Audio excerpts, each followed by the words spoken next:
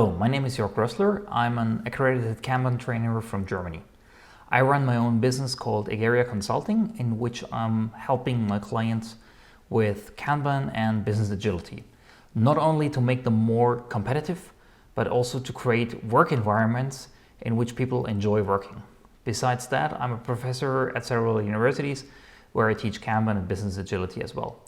Apart from my home market Germany, I do a lot of business in Latin America, which already brings us to the topic of my talk today. I would like to show you which challenges you might face once you apply Kanban across cultures.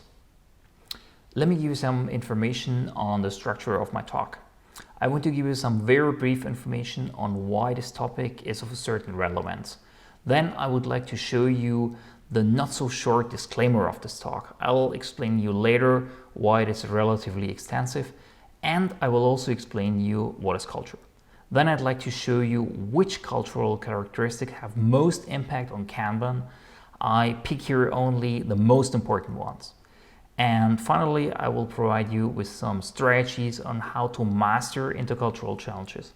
After that, we have time for questions. One more thing before we start. I would like to thank the organizers of Enterprise Kanban Everywhere for inviting me. I'm really happy to be here. Thanks for having me. So why is this talk relevant?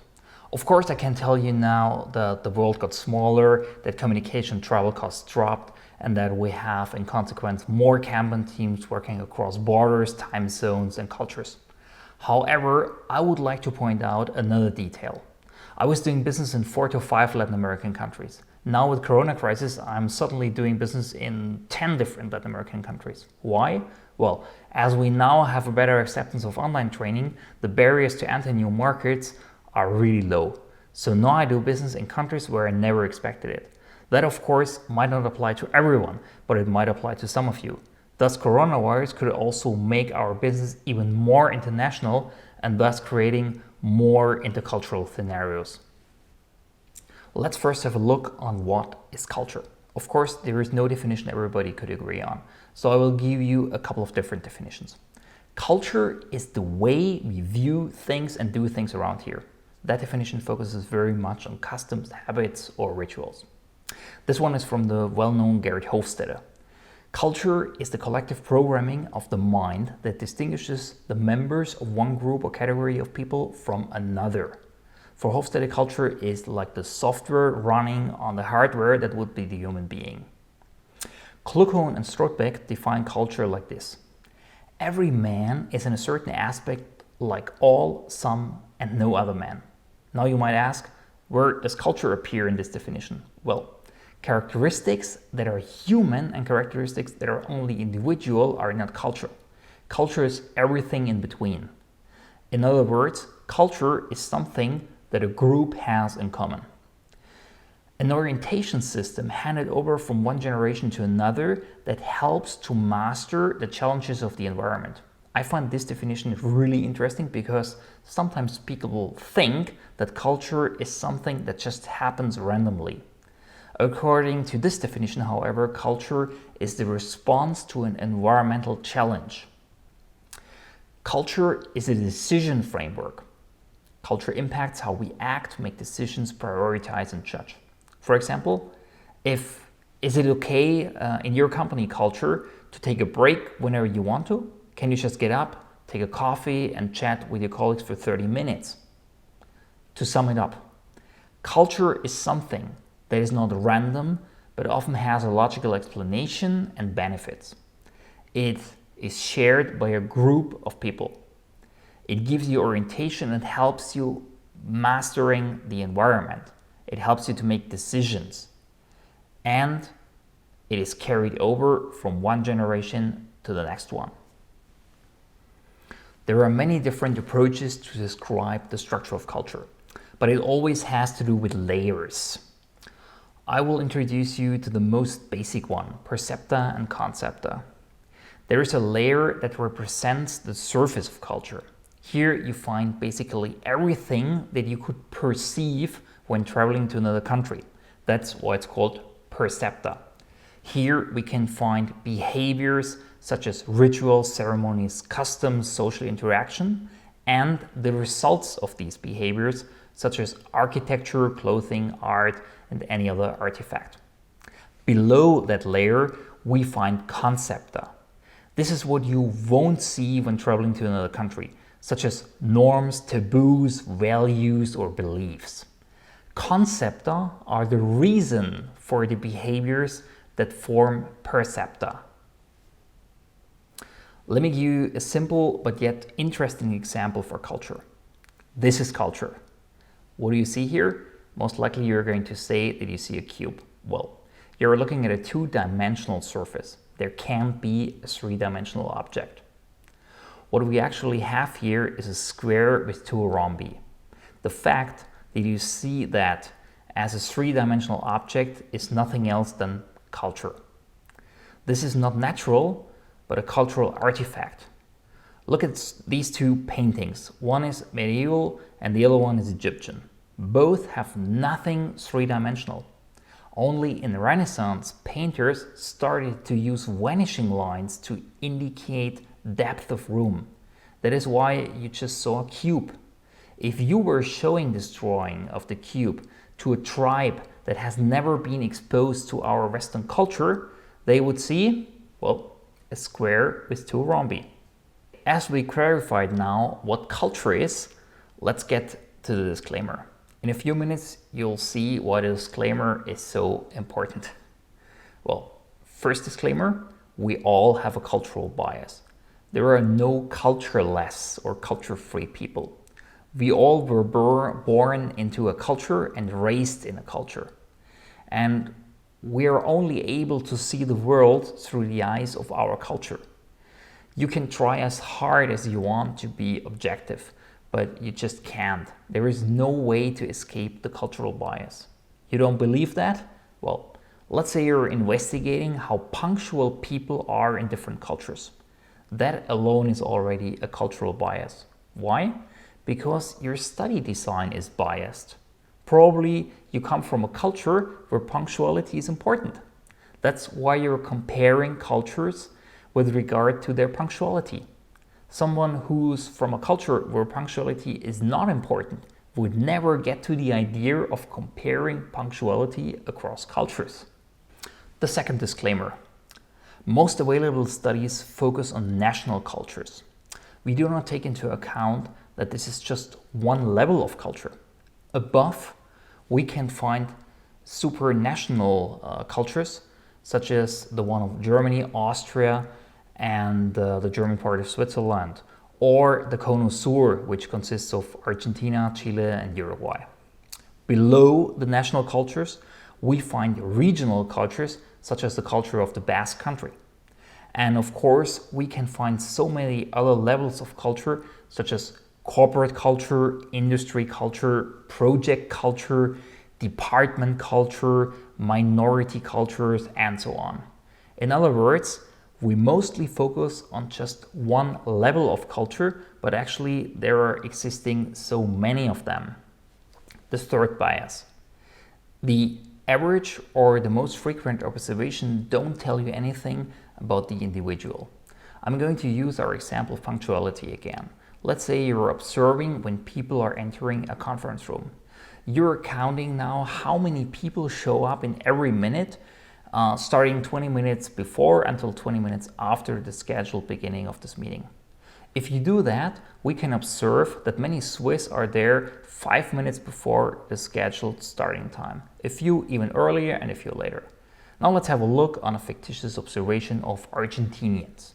Many of them show up 5 minutes after the scheduled meeting time, some even later. Now you can conclude from your study that Swiss are over-punctual and Argentinians are late, on the average of course. However, when you apply this to your next meeting with an Argentinian and a Swiss client, you might have a meeting with this kind of Swiss and this kind of Argentinian. Your assumption will be totally wrong. By the way, I was once entering a meeting room with 5 Colombians waiting already for me, and they really enjoyed pointing out that they were waiting for so-called super punctual German. The fourth disclaimer. We usually don't know the distribution of the data that was collected for a study. Let's use our previous example again. If the distribution looks like the one on the left side, we can actually say with a certain confidence that most Argentinians are late. But what about the distribution on the right side? Here, our assumption that Argentinians are notoriously late is not that robust. And another disclaimer, culture is not consistent. Not everything in the culture is logical. Some values might be contradicting. Cultures usually withstand these contradictions and find ways how to deal with these inconsistencies. The Declaration of Independence and the at this time still existing slavery are not consistent. In many societies, freedom and equality are highly esteemed values. However, this is inconsistent. You can't have freedom and equality at the same time. If someone becomes rich, he used his freedom to pursue a good business, but now he's not equal anymore, and we would need to take parts of his wealth away from him and redistribute it in the society. And like this, we could reach equality, which of course would hurt his freedom again. Why did I show these 5 disclaimers? And be assured, there are many more of them. Well, when doing cultural studies, there are 2 dangerous issues: stereotyping and oversimplification. Please don't think that all people from a certain culture always behave as the studies are indicating. And please don't think that there is always a straightforward and simple explanation for everything. Culture is by far too complex for that. In this third part of my talk, I would like to throw the 2 things together, Kanban and intercultural scenarios. Therefore, I will pick a couple of typical elements of Kanban and show you how they are impacted by culture. I will try to work also always with examples from my personal background or from my personal experience that do not necessarily have to do with Kanban or even won't have a business context, but will illustrate how culture works. And then I will explain you finally how they impact the given Kanban setting. Let's start with a Kanban principle, which is called manage the work, let people self-organize around it. For sure, everybody has heard about that. So we're talking here about self-organization. Micromanagement and assigning tasks on a daily basis is not what we necessarily want in Kanban, okay? We have service classes that highlight priorities, and we have the Kanban meeting so that the team can coordinate its work. Therefore, we do not need managers to tell everybody what to do in which moment. Self-organization is a much more efficient approach to organizing work. So let me give you an anecdote that happened many years ago. I had an apartment in Colombia that I was sharing with a local guy, and we had a maid. She prepared lunch for us, and I told her to sit with us on the table and have lunch with us together. After lunch, the guy who I was sharing the apartment with took me aside and told me that I please should never do that again.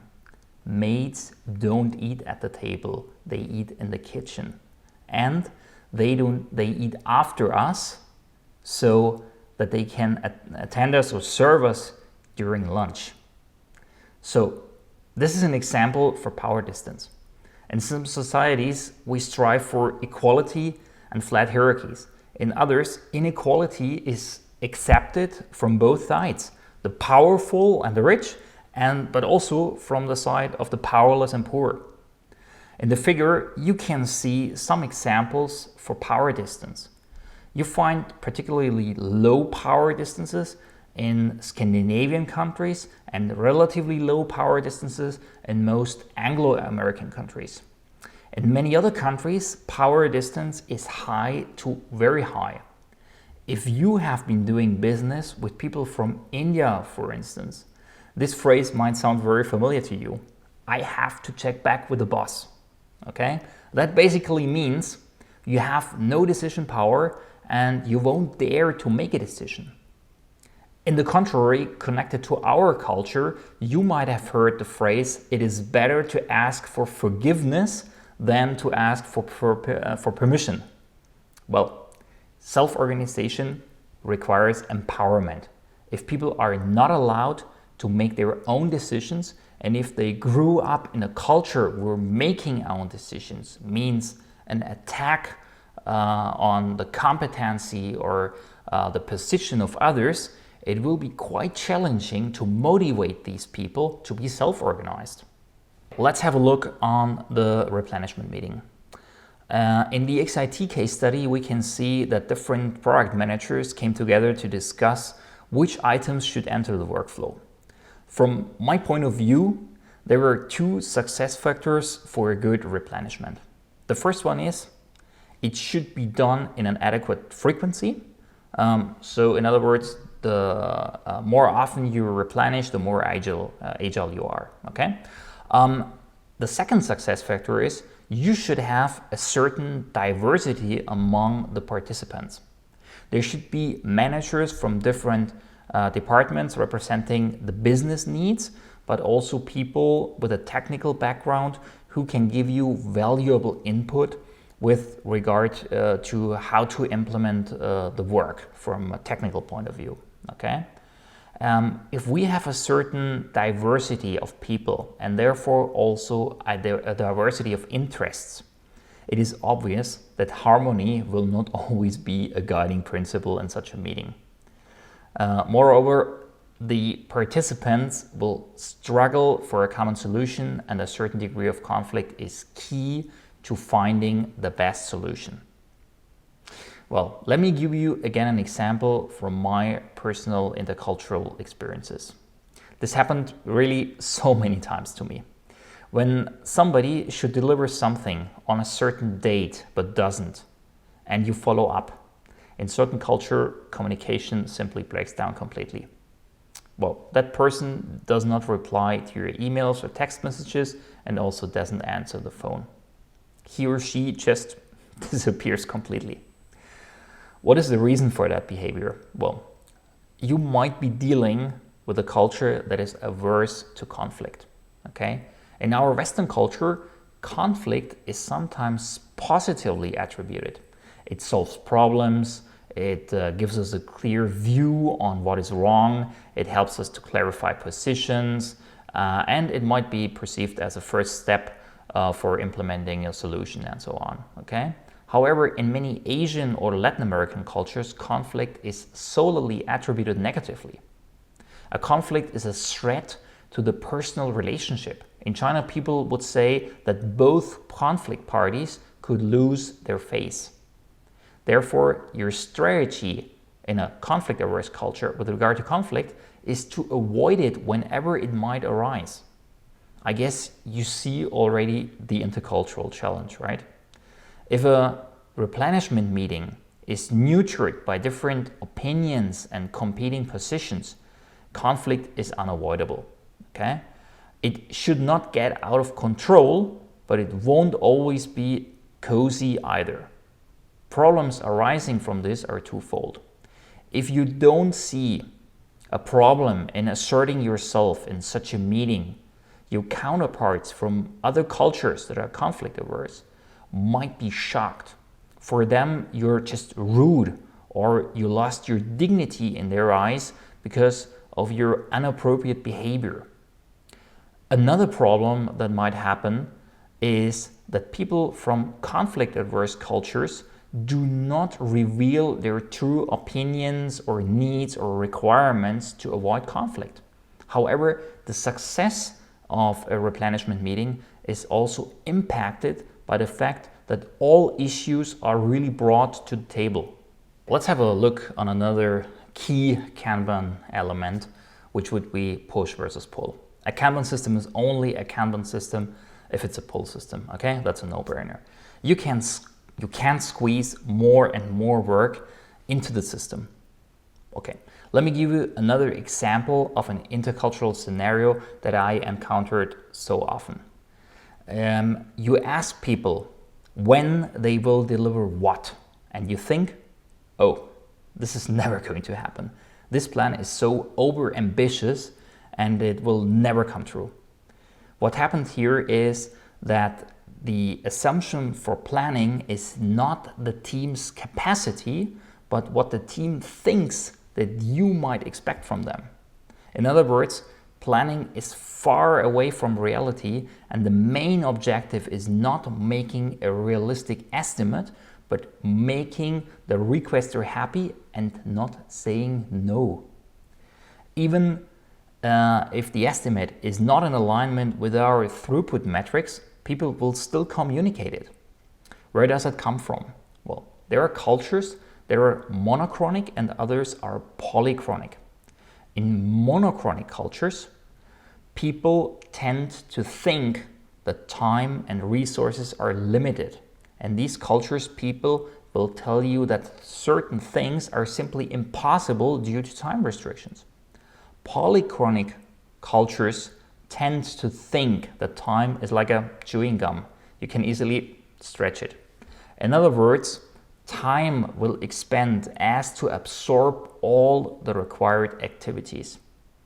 Combining this with a high power distance and a demanding boss will easily turn your pull system into a push system. Let's talk about WIP limits. This topic is somewhat similar to the one before because you can't separate WIP limits from pull systems. However, I would like to handle it separately and have a deeper look. Here's another real-world example.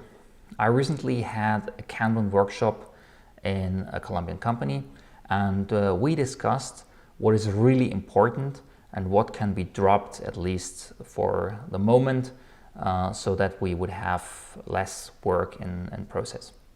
In the end, everything was important and nothing could be dropped. Okay?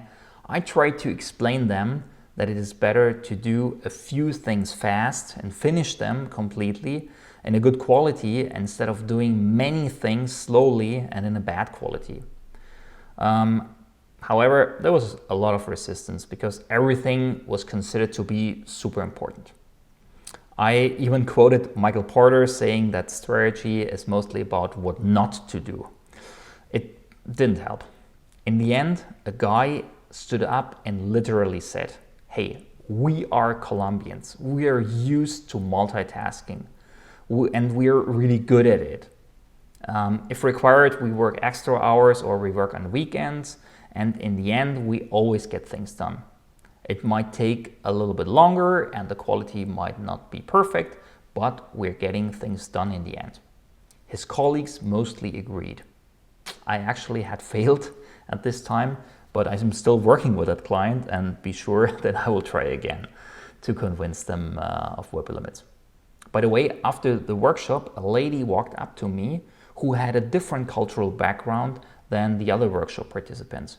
She told me that she actually thinks that excessive multitasking was a root cause for many problems the organization had, but that she finally gave up because there was too much resistance. Here we have to go back to monochronic and polychronic cultures. Apart from what I already explained, there is another characteristic of the two types of cultures: their attitude towards multitasking, or I should better say excessive task switching.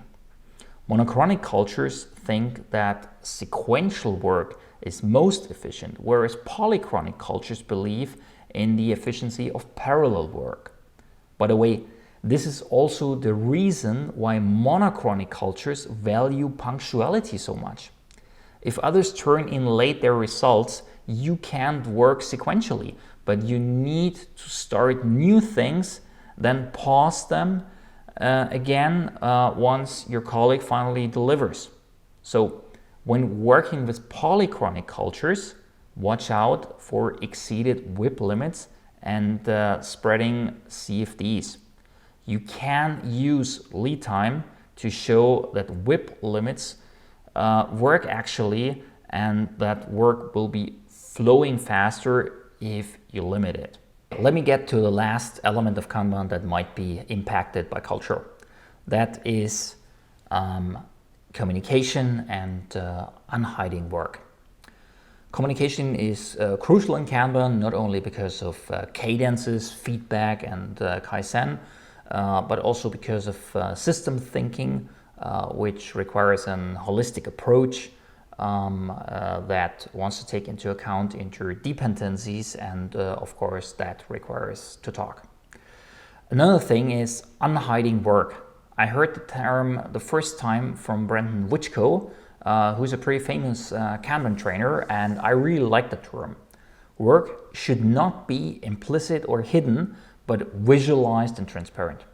Okay, let me give you again an intercultural example. I once had a conference call with a lady from Latin America. After a couple of minutes, she said that she sees that I'm short in time and that we could talk another day if I wanted to. I told her that there was no problem, I had reserved time for our call. After a few minutes, she made another attempt, telling me that she feels that I'm very busy and stressed and that we could talk later if I wanted to. Finally, I got the message. I'm working since so many years with people from Latin America, but in that particular situation, I was completely blind. What she actually was expressing is that she had no time and wanted to postpone our meeting. She just didn't want to offend me by telling me that she had no time for me now. This situation reflects something that we call context of communication. In low context cultures, we communicate very explicitly. There is not much room for interpretation. We get straight to the point and try to express as clearly as possible what we want to say. In high context cultures, you need to take into account the whole context or the whole environment of the message. Who said it? When was it said? Where was it said? Okay? So you need to add more information from the context to really understand what the message is. Communication usually is totally overestimated in its effectiveness, according to my personal experience. There are so many communication failures even within the same culture. However, once we are looking at communication between high and low context cultures, it gets even trickier. Low context communicators don't get the message in between the lines, whereas high context communicators feel offended by too much directness. Low context communicators might feel that all tasks have to be visualized, while high context communicators might assume that someone will know and consider. Low context communicators might feel that it is their obligation to proactively pass on information, while high context communicators might wait to be asked. Intercultural communication really is I don't want to mention the bad B word, let's say it can be challenging. So far, I was only talking about cultural problems and challenges, but I didn't give you any solution.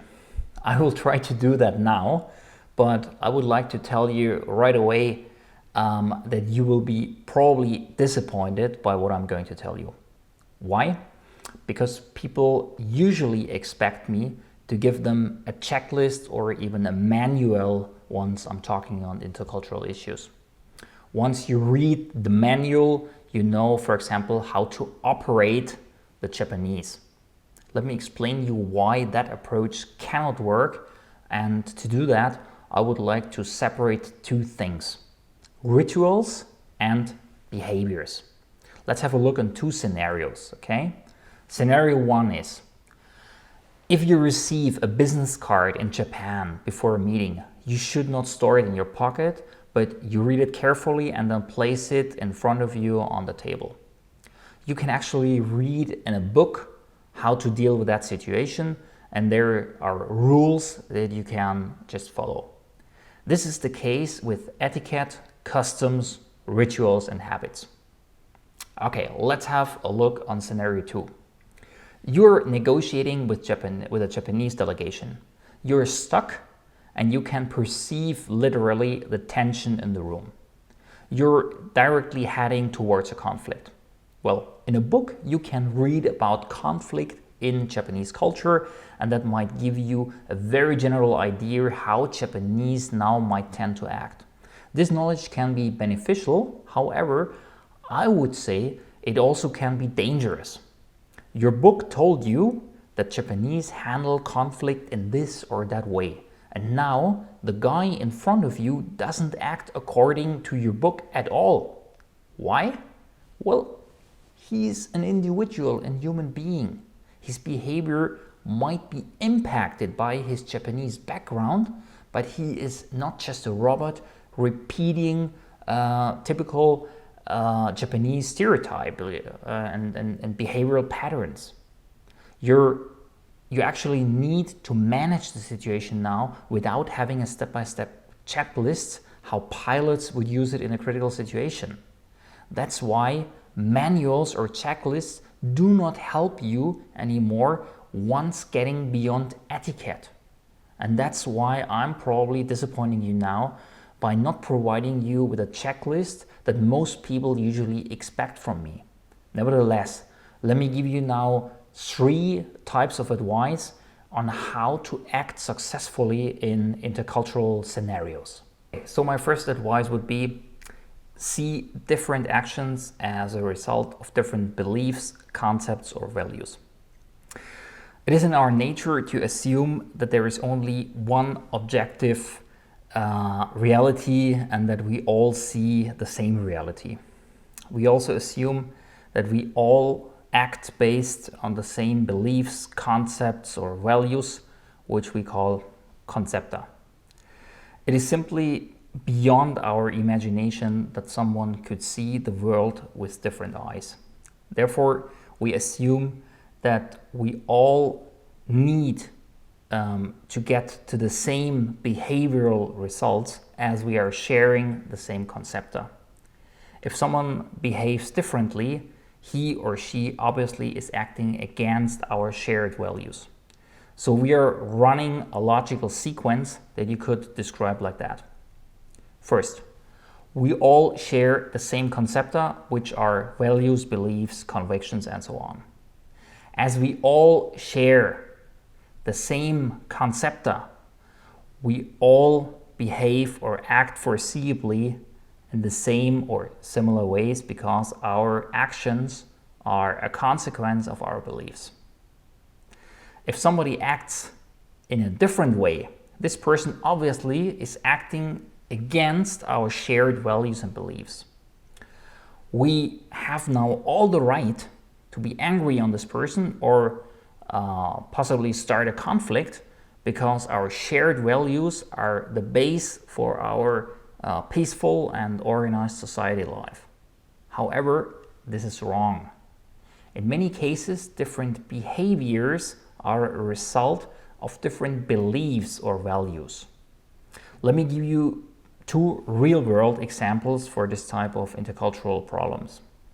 Let's say refugees from certain African countries are coming to Europe and they meet on the street as a group. While meeting, they sit on or lean against parked cars. The owner of one of the cars sees that and is very angry. Why? Well, the chain of arguments is very simple. These people come to our country and we try to help them. They know that it is wrong to sit on other people's cars. They do it anyway. So they are acting in an offensive and disrespectful way, and we're trying to help them. Well, in our culture, we have a strong belief that private property has to be respected and may not be touched by others. However, in certain cultures, the attitude towards public spaces and whatever is in them is very different. It is normal to use and touch things that are in public areas.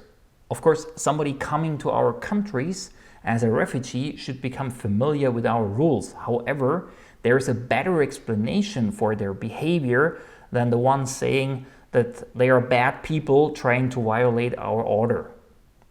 Let me give you a second example. You're meeting up with somebody from Latin America. This person shows up 15 minutes late. You're angry now and you think being late is disrespectful. This person doesn't value my time, does not appreciate me as a person, and does not take serious our meeting. Everybody should be on time because being punctual is a common shared value in our culture. However, this person from Latin America on the way to your meeting ran into an old friend she hasn't seen for 3 years. In her culture, personal relationship, warmth, social interaction with the group is higher valued than being on time. From her perspective, it would have been really offensive not to sit down with her old friend and talk. In other words, her different behavior is not the violation of your common value base, but the result of different values. From her perspective, she was doing the right thing. When being in a stressful situation, our reptile brain takes control, and even though my two examples might sound logical to you, it is not easy to calm down in one of these two situations and to reflect if different values or beliefs might be the source of the conflict. Nevertheless, try to understand motivations the next time you run into an intercultural conflict, and you might discover that your counterpart is not evil but just has different concepta. My second advice is develop situational awareness. Last year I was picked up at El Dorado by an Uber. This is the airport of Bogota. I talked to the driver and asked him what he had been doing before driving Uber. Well, he was a bodyguard for the Colombian military protecting politicians. Well, now we had a really interesting topic. I asked him how he was trained, and of course I was expecting stories of rival shooting, car chases, and martial arts. However, he told me that situational awareness is the most important thing you need as a bodyguard, and that this was a major part of the training. You need a high sensitivity for the environment, the setting you are in, and the people by who you are surrounded. In other words, you need to be a good observer. He told me that he can't stop doing that after having been a bodyguard for so many years. So he told me that once I got into his car, he checked me out on if I'm nervous, how I keep my hands, if I'm sweating, if I have any red stains on my skin, and how I breathe. He also looked if I'm right or left-handed, and in consequence where I could carry a hidden weapon, how I'm dressed, which shoes, which watch I wear, from which social class I might be, which perfume I use. He even looked on how I was carrying my bag to see if it might be heavy or not. Okay, so you should develop that situational awareness the bodyguard had also when dealing with other cultures. Let me give you two examples. Your counterpart might be increasingly quiet during a conversation, or he or she might suddenly change the subject. Maybe your interpretation now is that there is a lack of interest or a lack of focus on the other side. However, you might be dealing with somebody from a culture that is averse to conflict. That person might see a conflict coming and withdraws or changes the subject to avoid conflict. Another example is the meaning of yes. There are cultures in which a no is almost inexistent. The answer will always be yes, even if they mean no. With a high situational awareness and some empathy, you might be able to hear the no in the yes. Always remember, if something feels awkward, in many cases it actually is. So be a good observer of situations and train your situational awareness. Here is my third advice: limited adaptation. I often observe two extreme behaviors. One is not to adopt to other cultures at all. It is something like, if they want to do business with me, they need to adapt to me. I won't just change to gain a contract. Well, on the other hand, on the other extreme, there are people who are almost ashamed of their own culture and they try to do everything to completely adopt. It might sound like a no-brainer, but I think it is very important to mention that both strategies won't be successful.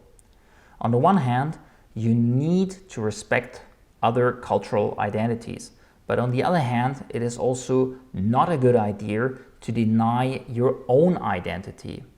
That is because of two reasons. An over-adaptation might make you look ridiculous in the eyes of your counterparts and they might lose respect. The other reason is that you're just acting and you might be able to act for a limited time. But after that, you're falling back into the behaviors associated with your own culture, and that behavioral change will make you look inconsistent and unreliable. Have respect, but be yourself and mildly adapt. I guess many of you are disappointed now because you were expecting a recipe or a manual for other cultures. The truth is, even if some will tell you that these checklists exist, they only do exist on an etiquette level, but not at the level of behavior at large. It is a little bit like Kanban. When I got in touch for the first time with Kanban, I was expecting standardized roles, cadences, standardized board and ticket designs and all that. When someone then tells you a good ticket design must allow for a good pull decision, but you are expecting a form, a checklist with everything that needs to be on a well-designed ticket, it is quite disappointing. It took me a while to accept that there are no easy solutions in Kanban and that you can't just copy a board design from another team. You need to find your own way, or should I better say, you need to struggle for your own Kanban system. And then you need to evolve in an evolutionary way. The same is true when acting with other cultures. There are no standard solutions, and you need to slowly evolve your intercultural skills.